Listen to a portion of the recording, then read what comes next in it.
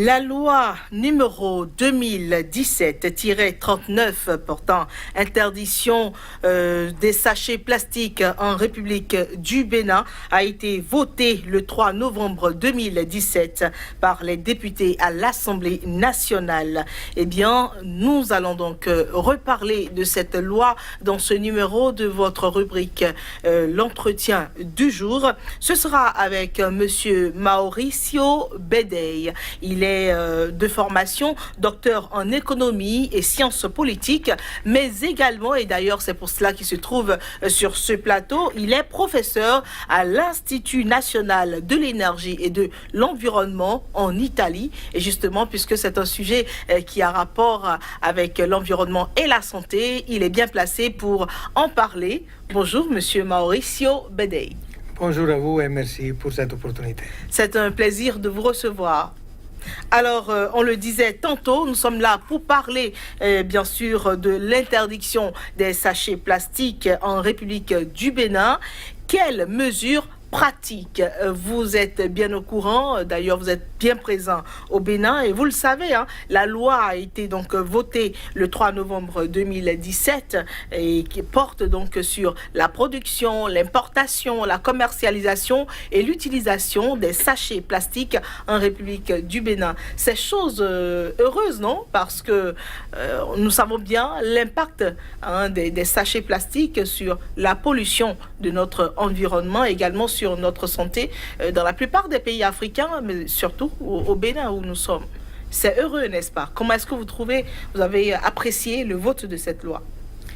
Bon, merci pour la question. L'esprit de la loi est bon, mais il faut aussi considérer le contexte. C'est une loi surtout d'interdiction et ça concerne pratiquement toute la population, la population qui utilise les sachets, dans la population primaire jusqu'à la population plus évoluée, avec des sanctions très graves et selon moi, le pays n'est pas encore prêt, n'est pas encore suffisamment informé de la loi qui sera en vigueur dans quelques jours, quoi. Donc l'esprit est bon, mais il faut aussi considérer cet aspect, disons, comme impact sur la population. Bien sûr. Et justement, nous sommes là pour décortiquer, pour voir un peu les forces, les faiblesses, d'accord, mais aussi les forces. On ne peut pas dire que c'est une loi qui est de A à Z pas bienvenue ou pas bien fondée. Quelque part, on avait besoin d'un texte, on avait besoin d'une loi qui vienne réglementer un peu parce que l'usage des sachets plastiques se fait un peu anarchiquement et les sachets plastiques constituent la majeure partie de nos déchets ménagers, de nos déchets solides aujourd'hui. Donc, il fallait agir, il fallait faire quelque chose. Donc, on pourrait dire que cette loi peut venir un peu freiner cette vitesse-là que prenait l'usage des sachets plastiques. Oui, ça c'est vrai, c'est un aspect. Il faut considérer, selon moi, la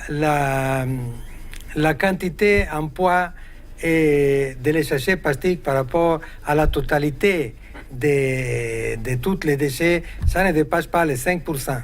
Donc, ce n'est que la pointe d'un iceberg qui est beaucoup plus compliqué et sophistiqué. Donc, à mon avis, c'était mieux de penser à un système organique un peu plus complet pour tous les problèmes de tous les déchets. Après, si on va développer les arguments, je vais vous expliquer mieux ce que je veux dire avec ça. C'est ça. De toute façon, ce qui est l'objectif qui est donc en vue par rapport à cette loi, c'est d'arriver à l'utilisation des sachets biodégradables en République du Bénin. C'est déjà mieux, non? Bon, oui, c'est bien. Il faut qu'on se comprenne sur les terminologies. Voilà, absolument. Qu'est-ce qu'est un sachet biodégradable? Un sachet biodégradable est un sachet de plastique avec des collantes bio faits de matière biologique là, et quand on jette à un temps qui se déchire dans un temps plus bref qu'un sachet totalement de plastique. Pour donner une idée, un sachet totalement de plastique peut rester dans l'environnement selon la température, le soleil et les autres conditions jusqu'à 400 années. Absolument. Donc, et naturellement, pour l'esthétique et pour les autres choses, là, ça, ce n'est pas bon.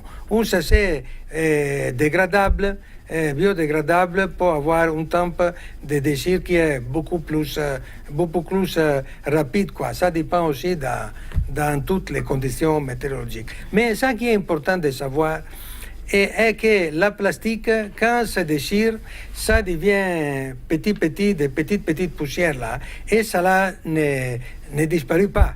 Donc, si ça tombe dans la mer, les poissons mangent. Si les poissons mangent la plastique entière, il va mourir lui-même et c'est fini pour lui. Mais si les poissons mangent la poudre de plastique, la plastique rentre dans son corps. Et nous, qu'on est dans la chaîne alimentaire, le plus en haut, on va manger les poissons à la plastique et ça là, ça va nous créer des problèmes énormes comme le cancer, tout ça là. Pourquoi la plastique, ce n'est pas quelque chose qui est compris dans notre système d'alimentation. Est-ce qu'on va dire aujourd'hui que c'était pas le moment de passer au vote d'une loi contre l'utilisation des sachets plastiques? Oui, c'est bon. Si, comme ça, là, on s'est équiparé à d'autres pays africains, comme vous avez déjà cité, qui ont déjà cette loi. Et, le Rwanda, la Côte d'Ivoire, le Sénégal. Et tout ça. Moi, j'avais préféré que le Bénin faisait une chose plus en haut par rapport aux autres pays, qui se mettent à même niveau.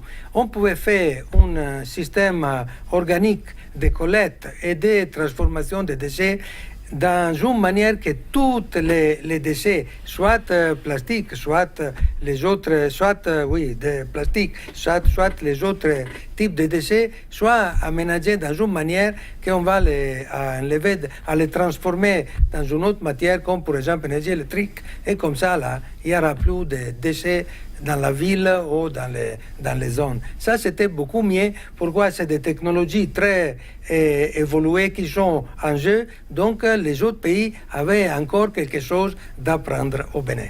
C'est ça. Mais les technologies dont vous parlez, là, nécessitent beaucoup de moyens également pour transformer ces déchets-là, pour en faire de l'énergie renouvelable et tout. Ça nécessite beaucoup de moyens, non? Bon, ce n'est pas beaucoup de moyens, c'est vraiment petit et c'est un business rentable qui se fait normalement en Europe dans beaucoup de pays et ça donne des résultats très bons et la gestion complète des déchets urbains.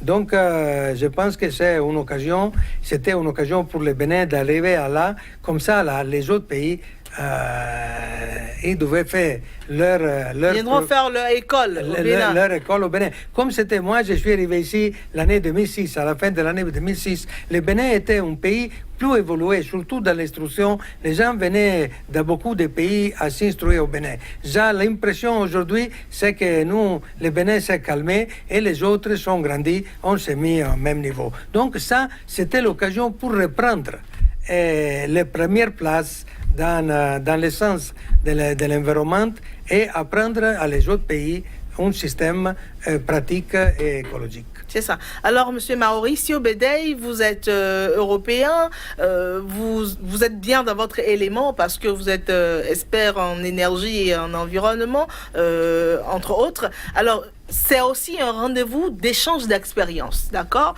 cette émission. Alors, j'aimerais bien savoir comment est-ce que, du côté de l'Europe, on en est arrivé quand même à ce stade-là, à éliminer un peu les sachets non dégradables et autres. Comment est-ce que ça a pris chez vous?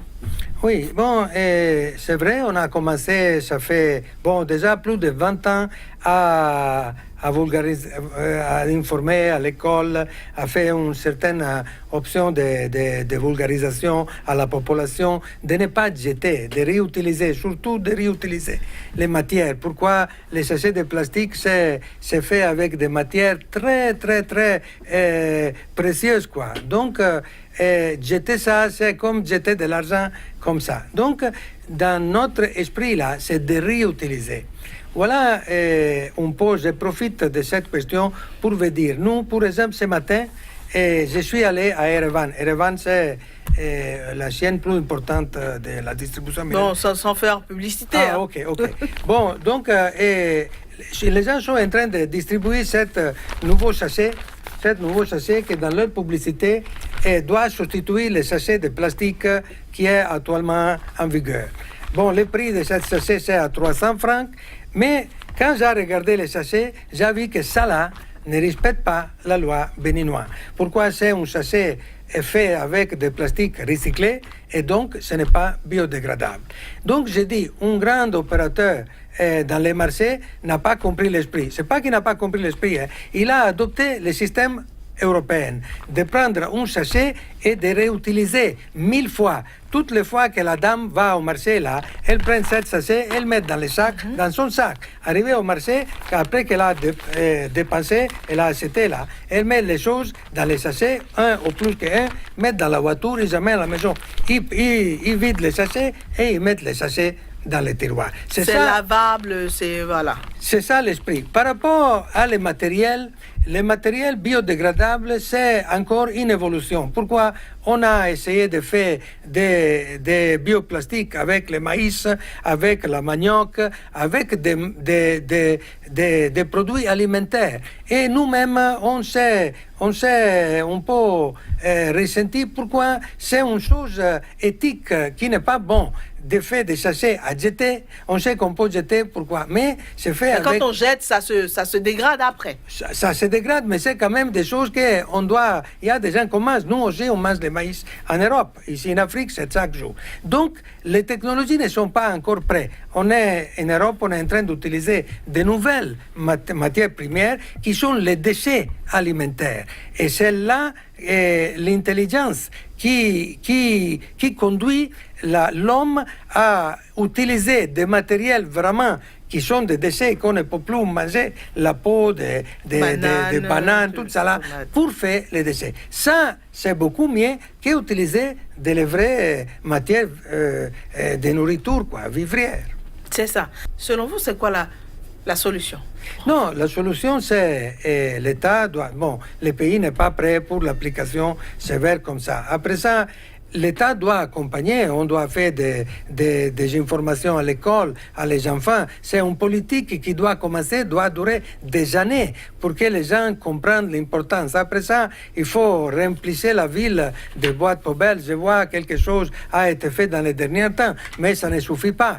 Et on ne peut pas dire on met les déchets dans les poubelles, il n'y a pas la boîte poubelle, on ne peut pas faire 500 mètres à pied pour jeter, ou 1 kilomètre pour jeter. Donc, c'est selon cet espoir, selon moi, qu'il faut agir, quoi. Merci beaucoup, Monsieur Mauricio Bedey. Voilà, on n'a pas épuisé la liste, enfin, toutes nos questions. C'est pas grave, nous reviendrons pour une autre émission. Voilà, c'est un sujet qui est très important et qui est à approfondir. Merci à vous. Je rappelle que vous êtes de formation docteur en économie et sciences politiques, mais vous êtes surtout professeur à l'Institut national de l'énergie et de l'environnement en Italie. Avec vous, nous avons parlé de cette loi-là, la loi numéro 2017-39 qui a été votée en novembre 2017 portant interdiction des sachets plastiques en République du Bénin. Quelles mesures pratiques? Voilà ce dont nous avons parlé au cours de ce numéro de votre rubrique L'entretien du jour. Merci pour votre aimable attention. Au revoir. Au revoir.